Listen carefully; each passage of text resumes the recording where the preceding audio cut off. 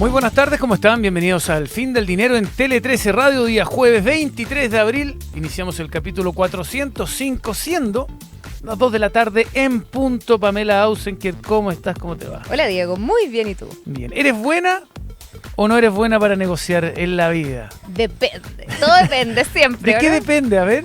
Yo creo que depende mucho de la contraparte. Hay veces que cuesta más negociar y hay veces que cuesta menos negociar. Hay lugares donde te has sentido más cómodo dependiendo de la contraparte y el escenario y el contexto. El contexto. Pero me tinca que tienes facilidades para negociar.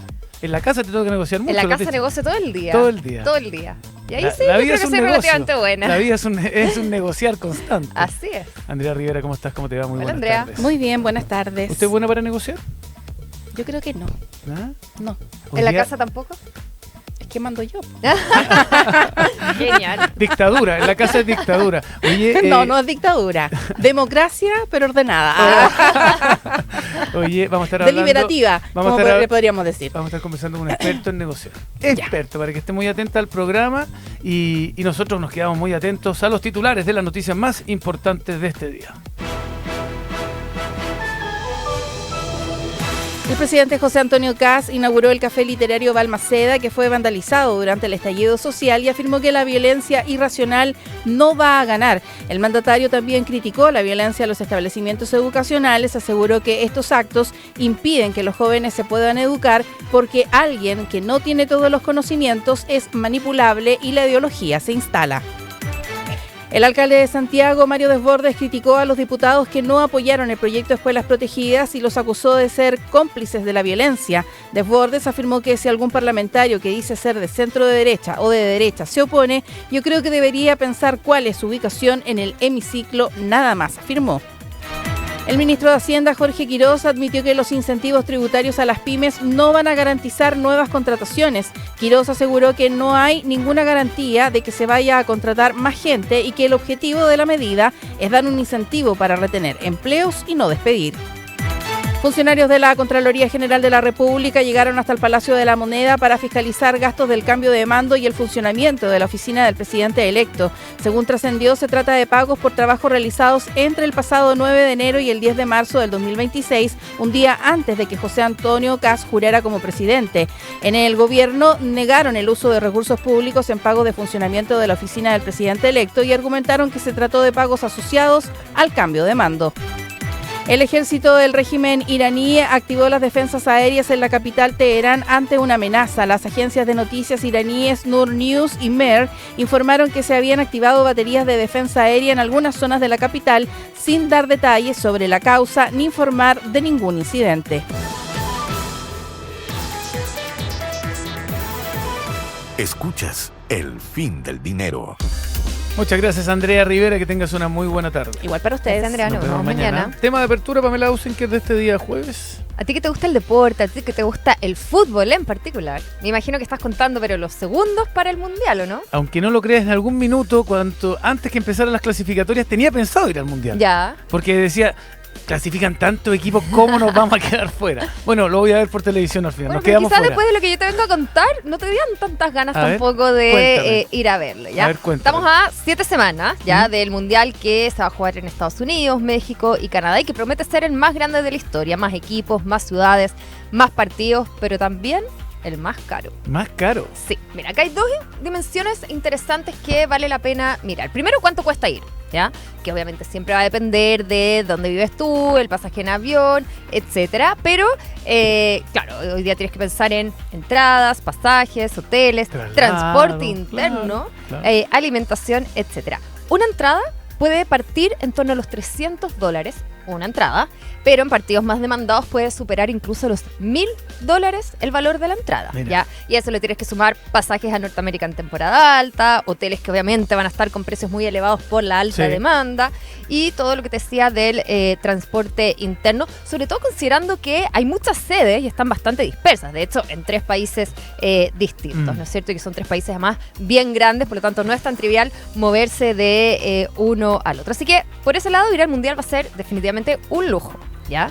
Pero la segunda dimensión que yo quería traer es ¿quién termina pagando realmente el costo de un mundial? ¿Ya? Porque uno podría pensar a priori que es puro beneficio, turismo, consumo, visibilidad de las ciudades, etcétera, ¿ya? Y de hecho, efectivamente, se piensa que le debiera dar un impulso bastante importante a lo que es. Para el caso de Estados Unidos, se estima que podría generar beneficios mayores a los $30.000 millones, que es un monto indudablemente bastante importante. Y acá las ciudades tienen que prepararse, las ciudades sede, ¿no es cierto? Y eso implica invertir en transporte, mejoras viales, seguridad, logística, infraestructura urbana, que muchas veces son costos que asume derechamente el Estado, o sea, los contribuyentes, ¿ya? Y en particular yo quería traer un tema que no es tan obvio, porque a veces uno piensa, bueno, hay que construir, no sé, más hoteles o mejorar la capacidad hotelera que hay, ¿no es cierto?, etcétera. Pero hay un tema que es el transporte interno y la planificación, ¿ya? En particular la planificación urbana y la planificación de servicios, ¿ya? Y en particular el cómo llegas tú de donde te estés alojando al partido mismo, ¿ya? Piensa que en ciudades, no sé, como Nueva York, ¿ya? Donde además hay un nivel de congestión y un nivel de tráfico sumamente alto, ¿ya? Se está pensando que para poder evitar este tráfico ya hay vuelos programados en helicóptero que valen alrededor de $30.000, ¿ya? Para aquellos que obviamente no quieren gastar esa suma de dinero, tampoco va a estar muy fácil, porque por ejemplo los estacionamientos que están cercanos a los estadios te puede costar más de $220 el derecho a estacionar en algún lote relativamente cercano. Y además tienes todo el tema de cómo se prepara el transporte público también para recibir precisamente a toda esta alta demanda que van a tener. Y acá entra, por ejemplo, la gobernadora de New Jersey, que está pidiéndole a la FIFA que solidarice y que pague parte de estos costos que va a implicar aumentar la frecuencia, por ejemplo, mejorar toda la capacidad vial. Y de hecho ya están hablando de que va a tener que elevar la tarifa de tren para los partidos de la Copa Mundial a $150 ida y vuelta, ya, y que los boletos de autobuses especiales van a estar por sobre los $80. Así que acá claramente uno siempre ve la parte bonita de esta fiesta, ¿no es cierto? Pero como en toda fiesta, obviamente alguien tiene que pagar también todos los costos asociados, y en general lo que termina pasando es que los beneficios suelen ser más bien privados, más bien las personas que tienen restaurantes, que tienen los hoteles, ¿no es cierto?, que trabajan en turismo, y los costos generalmente suelen obviamente absorberlos más bien el Estado, ¿no es cierto?, o todo el mundo público a través de finalmente los contribuyentes. Así que para aquellos que estén pensando en ir al Mundial, nos ahorramos plata, los que no vamos. Los que no vamos, obviamente nos ahorramos plata, y aquellos que están pensando en ir, que también se preparen, porque no solamente el alojamiento va a estar caro, sino que moverse dentro de cada ciudad también. Sí, se disparan todos los precios. Lo viví en el Mundial de Brasil, en Río de Janeiro, en Sao Paulo, a propósito de la congestión. Claro. Y de verdad se nota cómo cambia todo el ecosistema. Son las 2:08 de la tarde. Las finanzas humanas se toman a esta hora de la tarde en Tele 13 Radio. Escuchas El Fin del Dinero. Le damos la bienvenida a nuestro invitado, agradecerle, aprovechar que está en Chile, que venga a los estudios de Tele 13 Radio, don Francisco Pereira, CEO y fundador de Negociar. Muchas gracias por acompañarnos. Hola Francisco, bienvenido. Muchas gracias Diego, muchas gracias Pamela por la invitación. Estoy en Chile, feliz. Feliz, me imagino, y para hablar de negociar. Pero antes de eso, contarle a la gente que tú eres abogado, MBA en Australia, con formación tanto en Harvard como MIT. A ver si nos explicas en el inicio de esta conversación, ya hablaremos de negociar, con este perfil, ¿en qué minuto decides que tu misión en el mundo es enseñar a negociar? ¿Y qué problema viste en la TAM para crear la primera consultora especializada en esto? A ver, probablemente la respuesta que te voy a dar es menos glamurosa de lo que crees. Hace muchos años atrás, por el año 2003 más o menos, yo fui candidato a concejal por San Bernardo. San Bernardo es mi comuna natal. Mira. Y fui electo concejal con 22 años, 23 años más bien. Entonces, mi objetivo... Todavía estudiante seguramente. Estoy estudiante. Yo creo que ya estaba casi al final. ¿Ya? De hecho, el último examen que tuve, que fue Derecho Tributario, lo tuve que hacer rápido porque tenía que asumir como concejal ese día. Hablé con el profesor, era un examen oral. Entonces, mi objetivo como concejal, como era mi propia comuna, era que las cosas anduvieran bien. No era rechazar cosas por rechazarlas, y la alcaldesa era de otro partido político. Entonces fue que me di cuenta que para llegar a acuerdo y conseguir lo que yo quería, tenía que cruzar a la vereda al frente, literal. El consejo municipal habíamos 3 por un lado, 3 por el otro. Y la alcaldesa era como en un lugar. Entonces, literal, para poder sacar acuerdos adelante, yo me paraba, daba vuelta por detrás de la alcaldesa, me sentaba al lado de los otros concejales arrodillados para que no se viera, y les preguntaba qué querían y cómo podíamos llegar a acuerdos. Y me di cuenta que tenía facilidad para llegar a acuerdos y me fue bien, y eso hizo que fuera reelecto como concejal luego con la primera mayoría, con 27 años.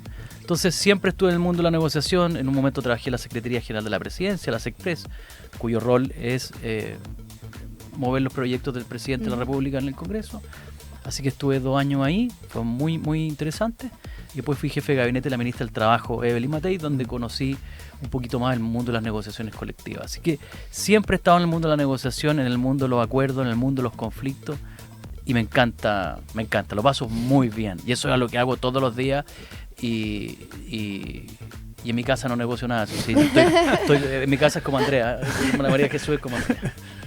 Francisco, yo iba a ir precisamente a este lado, porque aunque uno diga, no sé, por mi trabajo, por lo que sea, a mí no me toca negociar, la realidad es que uno negocia todos los días, con los niños, con el marido, la señora, con amigos, uno está constantemente negociando. ¿Cuáles son los elementos que uno tiene que tener claros antes de sentarse propiamente tal a negociar en cualquier ámbito que uno tenga que hacerlo?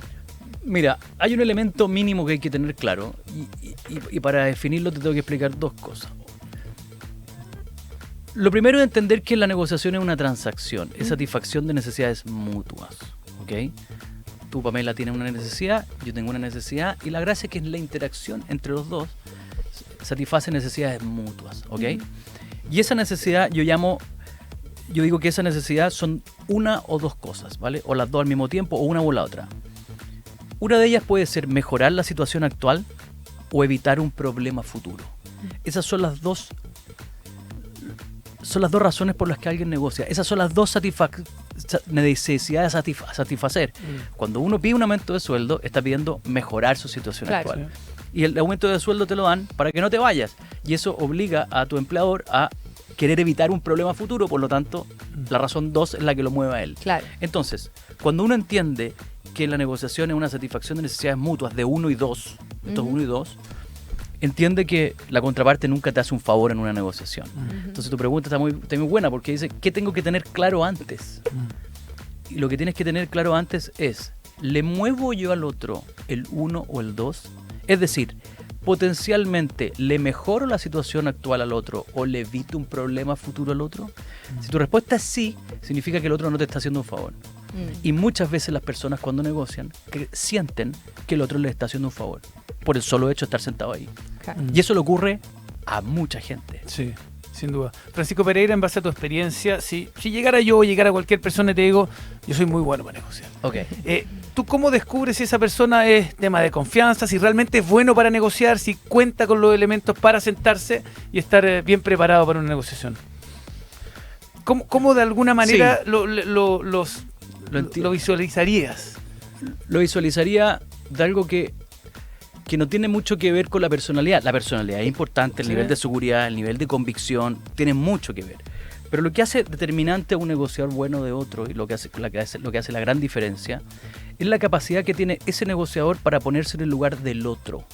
Yo siempre digo que la negociación se trata del otro y no de ti. Un buen negociador siempre está pensando con la mente de su contraparte, tratando de saber cuáles son las alternativas que tiene su contraparte, si tiene el tiempo en contra, cómo le juega al otro la negociación. Un error grande en la negociación es analizar las negociaciones desde uno mismo. Entonces, un buen negociador, y que me los topo porque yo me dedico a la venta de compañía y compra de compañía y asesoro a clientes que pelean, socios que se pelearon, yo sé que estoy frente a un buen negociador al otro lado de la mesa, cuando ese otro lado está tratando de analizar mi lado de la mesa, cuando el otro está jugando con mis cartas. Si esto fuera póker... ¿Y eso lo ves? Lo veo y lo reconozco rápidamente. Y tu pregunta podría ser después, Diego, bueno, ¿y quién gana? Si los dos están mirándose en las cartas mutuamente. Gana el que más resista. Y en la negociación, sobre todo la gente que tiene esta mirada estratégica, como la que te explico, es gente muy hábil, pero también muy ansiosa. Porque ese tipo de personas en general tienen el control de las situaciones. Entonces, cuando sienten que el otro tiene el control, como es esperar, es como una película. Una partida de póker, estoy imaginando yo. El que suele tener el control de las cosas suele tener esta mirada estratégica, ¿vale? Pero le juega en contra su ansiedad. Entonces cuando yo sé que al otro lado tengo a alguien que está pensando igual que yo tengo que resistir porque sé que en algún momento la ansiedad lo va a obligar a agarrar el teléfono y llamarme. Y en la negociación hay un principio básico que es el que llama paga. Y yo nunca llamo. Francisco, porque acá tú estás hablando, claro, que el otro tiene una mirada estratégica también, que entiende el tipo de negociación, pero ¿qué pasa cuando se negocia con una contraparte que llega con una oferta ridícula o una petición desmedida? ¿Qué hacer en ese momento para precisamente no perder el control? Mira, voy a ir un poco más atrás. En el mundo de la negociación, y si ustedes googlean, les va a aparecer el método de negociación de Harvard, que es del que todos hablan. Ese método propone el win-win, propone la colaboración en una negociación. Yo creo que esa es una mirada ingenua. Yo creo que la búsqueda del win-win, porque sí, es un error. No necesariamente tengo que buscar un win-win en una negociación de un tiro. Si yo voy a negociar algo si yo, Pamela, voy a negociar algo contigo una vez y no te voy a ver nunca más, ¿por qué voy a buscar el win-win? ¿Por qué voy a buscar la colaboración? No es necesario, ¿vale? Dicho esto, un error que cometen las personas, dado que se aproximan desde la colaboración a las negociaciones, es que cuando al frente tienen un competidor, que tú muy bien lo dijiste, depende muchas veces de la contraparte como uno negocia. Cuando uno se encuentra con un competidor en una negociación, uno no puede colaborar. Esto lo aprendí en el MIT, me fui al programa de negociación del MIT, y aprendí varias cosas, pero no tantas tampoco. Aprendí una clave que se la voy a decir ahora mismo. Y nos ahorramos el curso. Y le ahorro como el mundial, como no ir al mundial. ¿Ah? Con el competidor se compite y con el colaborador se colabora. Entonces alguien que te tira una oferta desmedida está usando una táctica de negociación competitiva. Y con negociador que te tira una táctica de negociación competitiva, uno tiene que tirar una táctica de negociación competitiva de vuelta. Entonces uno le puede decir de dónde sacaste esa cifra, por ejemplo. Esa es una buena forma, de dónde sacaste esa cifra, o directamente decir que no pueden llegar a acuerdo porque no estamos ni cerca. Podría ser. Entonces, mira, tu pregunta tiene mucho fondo porque muchas personas no saben cómo reaccionar a una táctica competitiva. Claro. Tienen la preconcepción que la negociación hay que colaborar, por lo tanto empiezan a trabajar las propuestas desde el anclaje que le hizo el otro, desde el anclaje de un ancla muy baja o muy alta, dependiendo si compra o vende. ¿Me explico? Entonces, como es colaborativo y no quiere importunar al otro, empieza a colaborar desde esa ancla que te puso. ¿Me siguen? Sí. Entonces, cuando un competitivo te tira un ancla desmedida, tú te tienes que sacar esa ancla de forma desmedida también. Hay unas técnicas para sacarse el ancla, pero son más o menos largas de explicar. Estamos conversando con Francisco Pereira, CEO y fundador de Negociar, sobre métodos de negociación, su experiencia, contándonos las charlas por el mundo, experto en el tema. Estaba pensando que evidentemente no se gana siempre. Y a uno le va a tocar perder y a muchos les va a tocar perder y es parte del desarrollo. ¿Cómo se trabaja la derrota? ¿Cómo se trabaja el caer, que te ganaron, que tuviste todas las herramientas, estuviste preparado, pero sabes que al final te ganaron, perdiste la negociación? ¿Cómo se trabaja eso, el levantarse, el aprender de esto? Mira, yo lo he dicho muchas veces en algunos podcasts que me han entrevistado, y yo siempre digo que no tengo miedo a perder al otro. Nunca he tenido miedo. Yo nunca tengo miedo a perder a un cliente, porque sé que hay más. Entonces, cuando yo me siento en una negociación sabiendo que hay más clientes y que el otro no me hace un favor, porque la negociación es una transacción, yo me paro en una negociación de igual a igual. Porque a tu pregunta de fondo no pasa nada si no cierras una negociación. Es que no escucha, tiene cliente, le da miedo. Hay otros clientes. Ahora, es responsabilidad tuya buscarlo. Sí. Claro. Pero en mi libro de desarrollo, tengo un libro que se llama El Método de Negociar. Y en mi libro desarrollo un concepto que le puse el síndrome del adolescente. ¿Cuál es el síndrome del adolescente? Los adolescentes creen que se juegan la vida en una fiesta, con un pololo. Y eso porque no se le ha terminado de desarrollar el lóbulo frontal, que es el que te permite tomar decisiones de largo plazo. No es porque sean así, porque quieren. Es porque físicamente su cerebro no ha terminado de desarrollarse. Y en la negociación hay algo llamado síndrome del adolescente, que yo digo es que cuando crees que te juegas la vida en la negociación que tienes al frente. No te juegas la vida en la negociación. Estás perdiendo. No te juegas la vida en la negociación, no te juegas la vida en el trabajo en el que estás, no te lo juegas. La vida te la juegas en un tema de salud, en la muerte de algún familiar que uno quiere, pero no. Yo hoy día estuve esperando el examen del doctor de una hija, de la Sarita, que tiene 2 años y medio. Estaban muy preocupados con la Jesús. Y eso es algo que a mí me tenía un poco triste.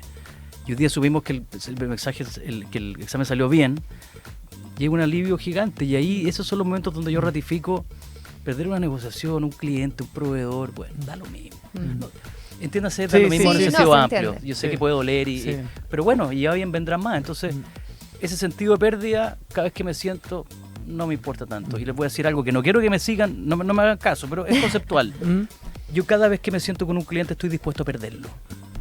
Y eso no significa que cuando entre y le diga, ándate, no.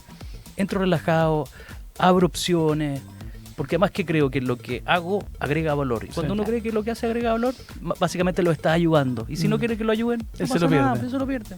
Francisco, pero ¿cómo cambia todo esto en un contexto de incertidumbre económica como el que vivimos hoy día? ¿Cambia la forma de negociar? Estoy pensando quizás más que yo buscando un cliente, cuando yo voy y negocio con mi jefe de sueldo, por ejemplo, más en ese ámbito. ¿Cambia la forma de negociar o mismo las empresas cuando se sientan a negociar? Cuando hay crisis, ¿es distinto? ¿Debiera ser distinto? Sí, mira, te voy a poner un ejemplo y me voy a colgar de uno que diste. Por ejemplo, cuando alguien dice cómo pedir un aumento de sueldo, ¿vale? Yo digo que hay 3 contextos que analizar, y esto está ligado a tu pregunta. El primer contexto es el contexto de la industria donde estás. O sea, si vas a pedir un aumento de sueldo en una constructora, y las constructoras están quebrando por todos lados, y la tuya no ha quebrado aún, es difícil pedir en ese contexto. El segundo análisis de contexto es el contexto de la empresa donde tú trabajas. ¿Le está yendo bien? ¿Le está yendo mal? Porque puede ser que ni una de las constructoras esté quebrando, que esté todo bien, pero la constructora donde tú trabajas le está yendo mal. Y el tercer contexto, y ahí entran las variables que tú dices, porque tienes que leer ese mapa. Y el tercer contexto es el contexto propio, el de uno mismo. Ustedes, no sé si te acuerdas, pero había un programa sábado gigante que se llamaba, era El Igualito A.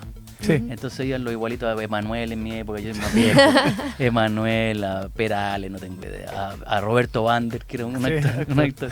Entonces llegaban los igualitos y había veces que el concursante no se parecía.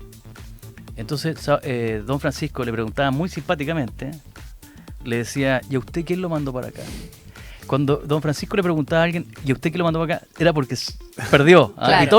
Y todos sabíamos cuando iba el micrófono a este señor. Bueno, y en la negociación de sueldos también hay que tener claro tu propio contexto, para que tu jefe no te diga, ¿y a usted qué lo mandó para acá? Claro. Es decir, tienes que saber cuáles son tus habilidades y tienes que saber la facilidad que tiene o no tu jefe de reemplazarte. Porque ahí está todo el poder. La alternativa que tiene el otro para suplir las necesidades que si tú te vas. Básicamente el número 2 es evitar un problema futuro. Eso es, o sea, lamentablemente en las negociaciones de sueldo el análisis es, ¿soy de fase de reemplazo o no? ¿Ya está tu poder o no está tu poder? Claro que sí. Estamos conversando con Francisco Pereira, CEO y fundador de Negociar. A ver, ¿cómo definirías tú, Francisco, tal vez los errores más comunes que cometen los ejecutivos chilenos, vengámonos acá a nuestra tierra, al momento de negociar? ¿Qué te ha tocado ver a ti? Sí, el primero es el que les dije, sentir que la contraparte le hace un favor. Yo diría que el segundo, ese romanticismo, y no los culpo porque todo viene de esa creencia del win-win y de la colaboración, el romanticismo de entender que la negociación tiene un núcleo, que es la transacción. No es la buena onda, no es cuidar la relación. Porque es muy importante cuidar la relación con otro, pero uno cuida la relación con otro para poder hacer más transacciones, no la cuida porque sí. ¿Me explico?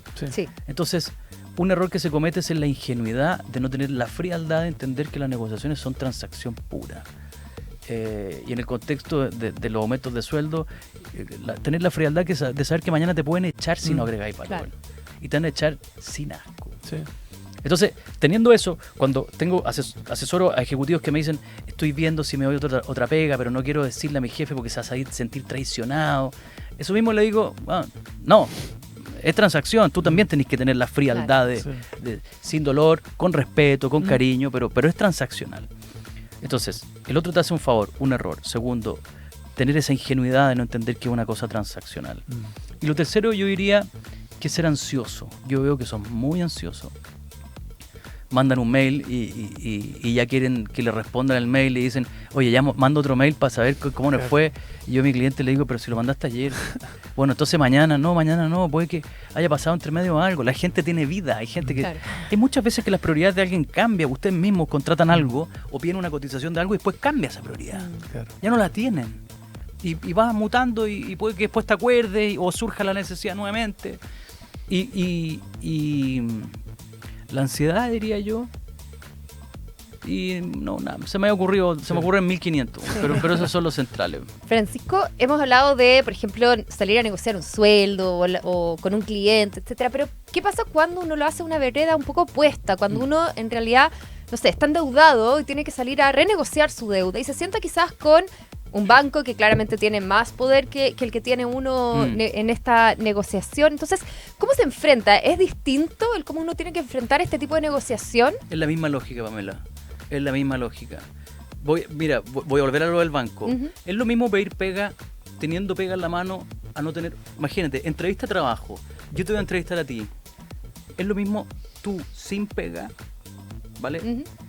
Yendo a una entrevista conmigo, con pega, yendo a una entrevista conmigo. Psicológicamente probablemente sí. Psicológicamente el cómo uno se siente es distinto. Sí. Pero estructuralmente es lo mismo. No, claro. Porque yo necesito a alguien que, estoy inventando, necesito una contadora con 20 años de experiencia. Tú eres una contadora con 20 años de experiencia. Que tú tengas pega o no, ¿vale? No cambia. No cambia eso, no lo cambia. Ahora, entiendo que no inocuo en el estado de ánimo, ¿ya? Dicho esto, va a negociar con un banco una deuda. ¿Cuál es el objetivo del banco? Que le pague. Que le pague. Es el objetivo. Entonces, lo que yo le diría a las personas que están en eso, pregúntense cuál es el objetivo del banco. No piensen en sus circunstancias. Tus circunstancias son las que son y el banco además las conoce.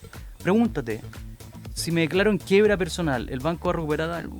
¿Le conviene al banco repactar? ¿No será que el banco te necesita más que tú a él ahora?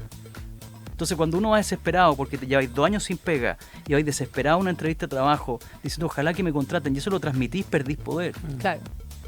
Si vais a un banco desesperado, ojalá que me repacten. No lo pensé así. Piensa que él no quiere no poder cobrarte. Él quiere poder cobrarte y de hecho la trampa está en facilitarte la forma del cobro para poder recuperar algo. Lo peor que le puede pasar al banco es que tú le digas ahí no puedo pagar y anda, dame vuelta. Van a caer 2 monedas, un botón y un alfiler. Francisco Pereira, lo último antes de cerrar, agradecerte que hayas estado acá en el Fin del Dinero, pensando en el auditor que hasta ahora está escuchando el programa y que tiene una negociación importante, no sé si la más importante de su vida, pero una negociación importante. En cuanto a la gestión de emociones, los nervios, el apretón de guata, ¿qué se hace ante eso? Porque nos pasa mucho que tenemos una negociación muy relevante para nosotros. ¿Cómo la enfrentamos en cuanto a la gestión de emociones? Esto es como la vida misma. Cuando uno prepara algo, es como cuando uno era chico y te toca recitar en el colegio, ¿te acordás? Sí. Y a veces toca al frente todo el colegio. La mejor forma de controlar de alguna manera los nervios es preparándose mucho, buscando información, atando cabos sueltos, mientras... Es como la vida misma, cuando uno se enfrenta a algo y sabe que hay cabos que no están sueltos, que están abiertos y ahí a la suerte la olla. Es como, yo soy abogado y cuando estudiaba Derecho había materia a veces que no alcanzaba a estudiar. Entonces, si me llevan para allá, muero. No salgo. Entonces, obviamente que uno se siente más seguro en una negociación o un examen o en la vida misma si uno se ha preparado. Entonces, la clave en la negociación es prepararse mucho. O sea, por ahí dicen que hay que dedicarle 10 minutos de preparación por cada minuto de negociación que uno va a tener. Ahora, puede ser mito, pero yo estoy manteniendo el mito. No sé dónde salió eso.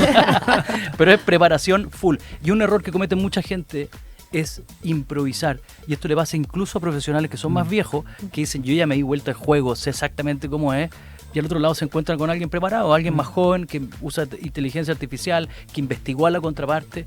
Porque no hay que olvidarse nunca, y con esto termino para no alargarme. Todas las personas que nos están escuchando ahora piensen qué alternativas tiene su contraparte para resolver el problema. Si no llegas a un acuerdo, la negociación en la que estás ahora, ¿qué le pasa a tu contraparte? No pienses qué te pasa a ti, piensa qué le pasa a la contraparte, porque ahí puede haber mucho poder. Excelente. Francisco Pereira, CEO de Negociar y fundador también. Muchas gracias por haber estado en el Fin del Dinero. Muchas gracias, Pamela, Diego, y que nos sigan en redes sociales, negociar_. Ahí estamos en Instagram. Excelente. Muchas gracias, Francisco. Éxito en todo. Un buen consejo antes de cerrar, Pamela Ausenker. ¿Sabías que ahora en Mercado Pago puedes ahorrar con distintos objetivos? Se trata de una nueva función que permite distintos fondos específicos como patente, matrícula, vacaciones o cualquier objetivo que te propongas. Lo mejor, que ese mismo dinero ahorrado puede crecer todos los días sin hacer absolutamente nada. Mercado Pago, la cuenta digital de Mercado Libre. Ya viene lo que marca la tarde con Agustín Lizana. Nosotros nos encontramos mañana a las 2 de la tarde. Un abrazo, que estén muy bien. Chau, chau. Chau. Fueron 30 minutos de información para hacerte la vida un